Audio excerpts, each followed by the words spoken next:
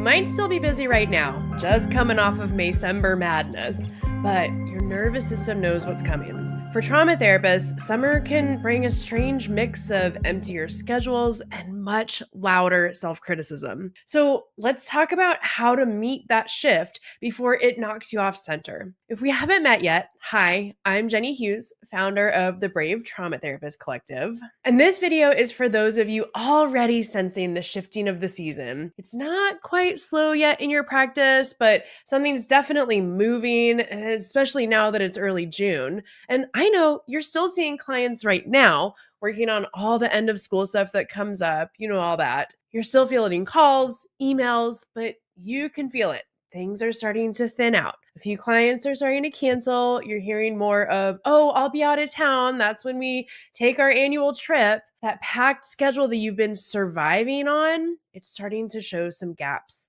And underneath all of that, a low hum of, what now?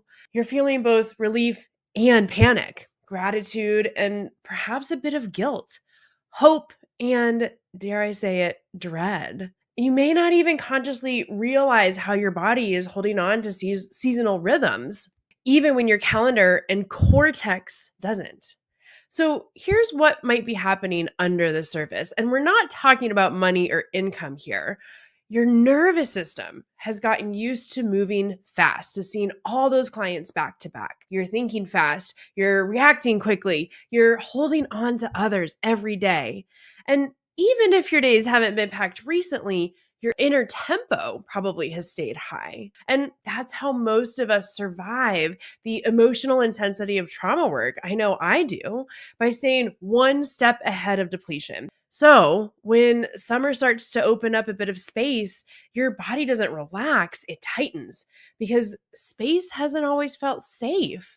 And that makes sense, right? Stillness is where feelings come up. It's the stuff that we want to avoid, and our clients do too. It's where the fatigue that you've been pushing through can get louder and force you to lay the fuck down. It's where the question, how am I really doing, doesn't have an easy answer. So, if the quiet or the potential for quiet feels unnerving, you're not failing, you're just recalibrating. We'll talk more about that. Before though, let's pause for a second, right here, right now, in this moment, okay? You do not have to do anything. I just want you to get quiet, to get curious and notice. What is your body doing right now as you listen in? Are your shoulders lifted all the way to the ears? Is your breath shallow? Are you clenching your jaw beyond belief? There's no right answer. But even taking this 10 or so seconds of noticing is the kind of recalibration that we rarely give ourselves, even as we share it freely with others. And this is the nervous system intelligence that summer invites, but only if we let it. So let's come back to this metaphor. I find it really helpful this time of year. Summer is not a cliff, it's a ramp, okay? You're not falling off of your rhythm, falling off of a cliff. You're adjusting your stride. But if you go into that shift on autopilot, one of two things is going to usually happen. Either you grip harder, you try to fill every hour, catch up, get ahead, or you numb out, disconnect from your practice, your life, and feel like you're wasting the time. What I want to offer instead is this. You don't have to produce to be present. You don't have to retreat to rest. There's a third option, recalibration. I mentioned that earlier. Last summer, I did this. I took a radical act and I chose to recalibrate. It was hard, let me tell you. I didn't try to fill the summer with more sessions or launch something new, believe it or not. I focused on grounding behind the scenes. It was super unglamorous. I worked on Brave's SEO. I planned content. I did my best to think about what was actually working and what wasn't. Was it scary? Hell yeah.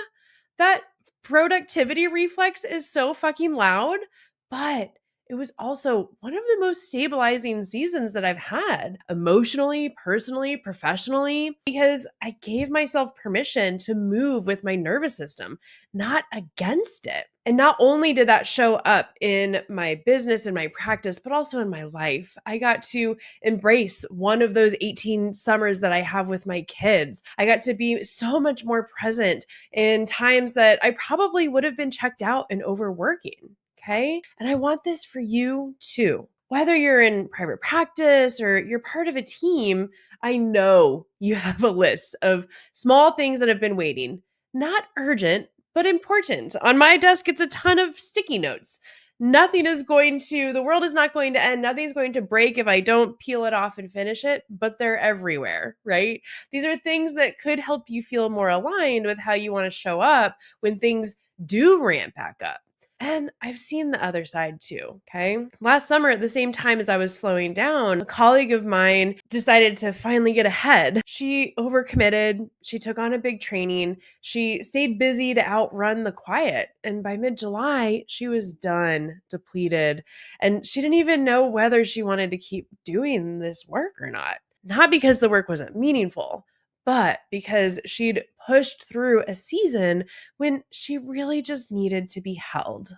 You don't need a big plan to do this, just some rhythm that reminds your body you're still here. So, here are a few ideas to get you started. First, voice memo journaling. I love voice memos. For myself, I also send them to people. I'm such a junkie in this area. And it can be such a great way to journal, where at the end of the day, you just record 30 seconds and answer a question of, what did I notice today about myself as a therapist? Or what is one moment of vicarious resilience from today?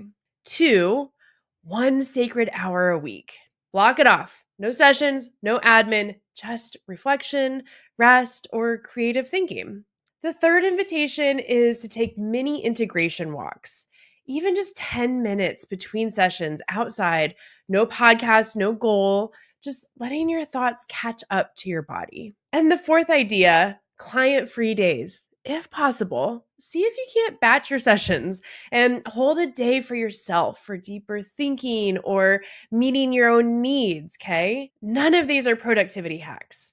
They are nervous system scaffolds. They're here to remind you get to feel good in your own work. This season isn't just a break. It's a chance to reconnect with vicarious resilience, like with our voice memo journaling prompt, to reconnect with you. And I point this out because when you slow down, you get to remember.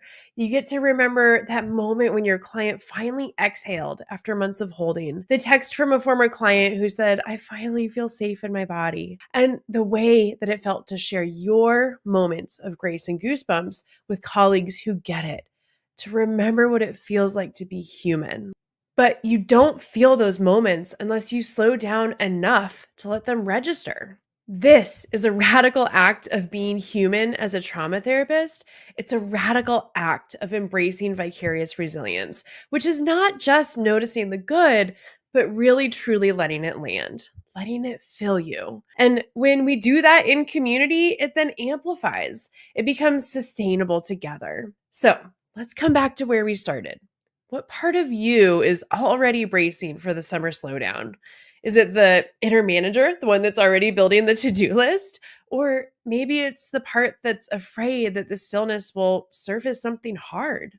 What would it be like to meet that part with kindness instead of control? This isn't about letting go of momentum. It's about redirecting it towards you, your body, your values, your long game. Let this summer be the one where you recalibrate before you collapse, where you reconnect before you retreat. If this season has you questioning how to move forward, just know you don't have to outrun the quiet to stay grounded in your work. Let it hold you. You're not behind. You're becoming.